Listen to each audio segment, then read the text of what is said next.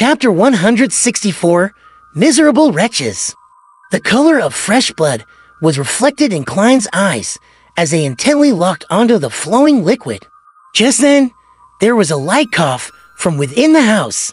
Old Neil spoke with a raspy voice. "Dunn, why are you here?" Dunn's gray eyes were extremely deep. His mellow voice replied calmly, "I heard that you're sick, so we came to visit." There was a sudden silence in the house. A few seconds later, Old Neil roared in anger and terror. "No, you're lying." Without waiting for Klein and company to say a word, his tone suddenly became weak. "Yes, I know my condition isn't quite right." Old Neil Klein closed his eyes, but the bloody liquid that was seeping through the gap of the door didn't cease. Then, Old Neil raised his voice and said, "All this time, I've never hurt anyone, nor have I thought of hurting anyone. I never betrayed the secrets of the Nighthawks, even one. At the most, I've made claims for undeserving expenses. I really haven't committed any evil." "Klein," he suddenly shouted like he usually did. "I told you about the maxim of the mystery priors, do as you wish, but do no harm. I still live by this saying. I'd rather be patiented rather endure than do things that will harm others." With that said, he pleaded sincerely, in fear, "Dunn, Royale, Klein, go back. Go back. Wait till tomorrow be tomorrow. It'll be back to normal. I swear to the goddess, I wouldn't harm anyone. Really." Dunn closed his eyes and asked extremely gently, "What do you plan on doing?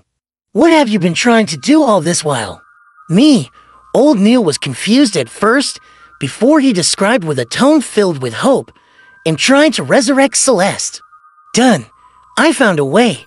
I'm on the right track. You should have heard about it.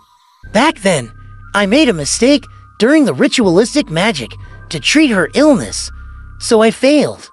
I failed to save her. I now know it was because I had yet to master mysticism. But now, I have enough knowledge and experience to complete everything. It's regrettable that I wasn't inspired by the maxim of the mystery priors and Daly's example. I missed the best opportunity. If I was a high sequence beyonder, all of this would become extremely easy." As he spoke, Old Neil's voice sounded tearful. "No, I cannot give up again, Dunn. Go back. Go back. Please, I beg of you." Klein clenched his teeth as he heard the captain ask emotionally, "How do you plan on resurrecting Celeste?" Old Neil instantly became very excited. "He'll use the alchemical life method to create an immortal body for her. Dunn, you might not know of it, but sequence for Beyonders from the Church of Mother Earth are good at this. The corresponding sequence in the Savant pathway can barely do it as well. Yes, I will complete it with the aid of God's favor. Then, he'll summon her spirit from the spirit world and pray for God's help to combine her spirit and body together. Isn't it a great idea?" Dunn lifted the corner of his lips forcefully and said, "Yes, it's a great idea. Old Neil, let us in. Perhaps we can help you." "Dunn, are you still not willing to let me off the hook?" Old Neil pleaded, "Go back, just go back. It'll return to normal tomorrow. Really. Dunn, I swear I'll never steal your coffee beans again. Klein, Royale, I swear I won't make you help me with my undeserved claims. Really." In Klein's and Royale's blurry vision, Dunn lowered his head before lifting it up again. "Old Neil, you're misunderstanding. We're here to visit you. You are our teammate. You're sick, and you aren't well. We definitely needed to visit you. Open the door. Let us see you, so that we can be certain. If you're really okay, well, return immediately. As you know, there are especially many missions recently. We have to monitor the asylum while we take care of various other sudden incidents." Old Neil hesitated for a moment before saying, "There's really nothing serious about my condition. Really. It'll recover by tomorrow." The bloody water that flowed out through the gap under the door went down the stairs, towards the stone path, and onto the garden soil. "Old Neil, We've known each other for about 15 years now, right? We've worked on countless missions together. I'm really concerned and worried for you. I have to see you with my own eyes before I'll be at ease, Dunn said gently. All right, old Neil pouted. There's really nothing wrong with me. With a creak, the door opened slowly. Klein quickly wiped his eyes and allowed his sight to return to normal. Then, he saw that the carpet in the lobby was red and sticky, covered in blood and hair.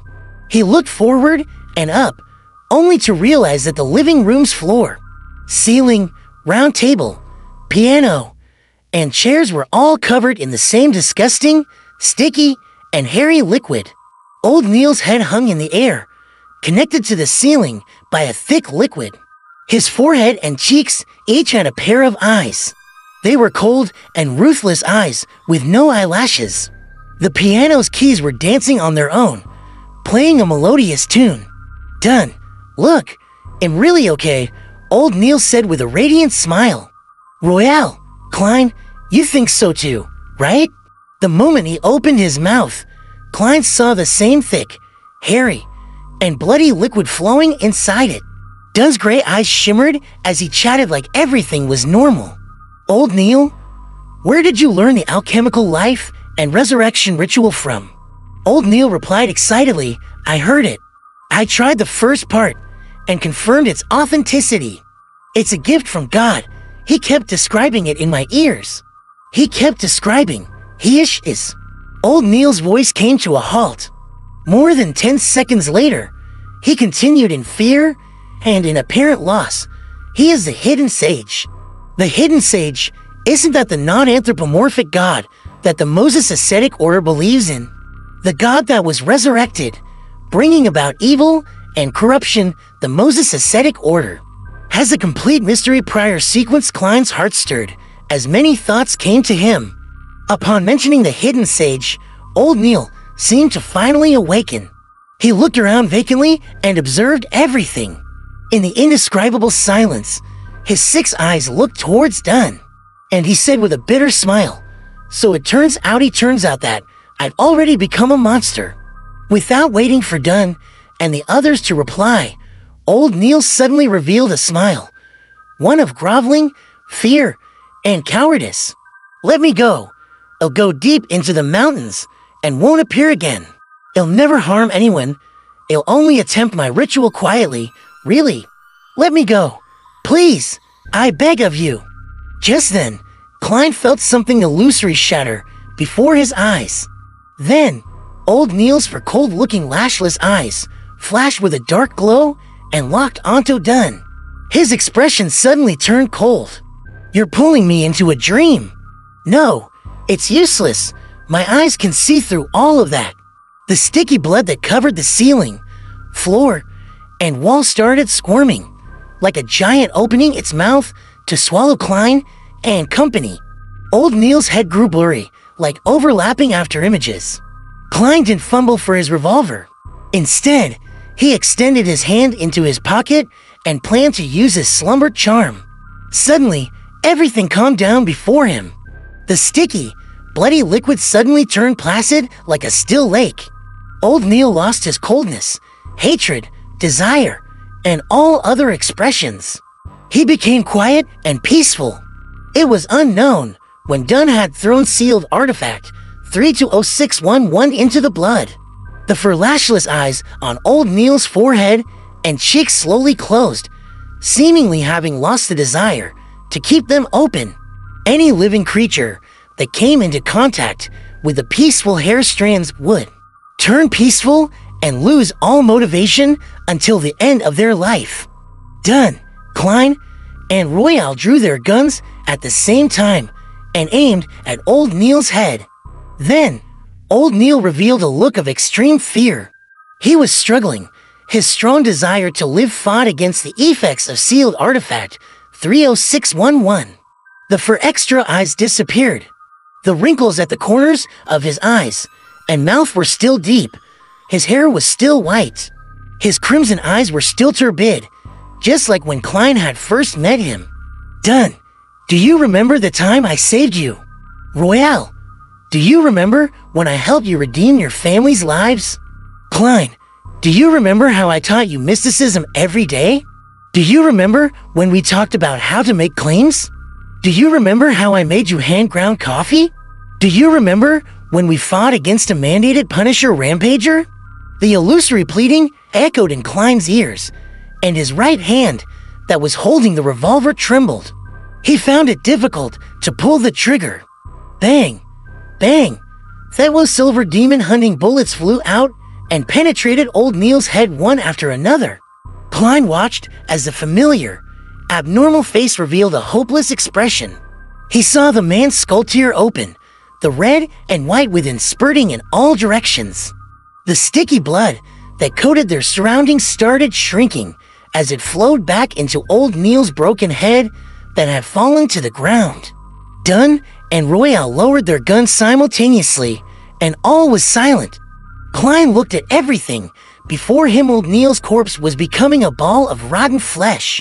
He saw that there was a pair of eyes, crimson and crystal clear, yet incredibly pained amidst the blood and flesh.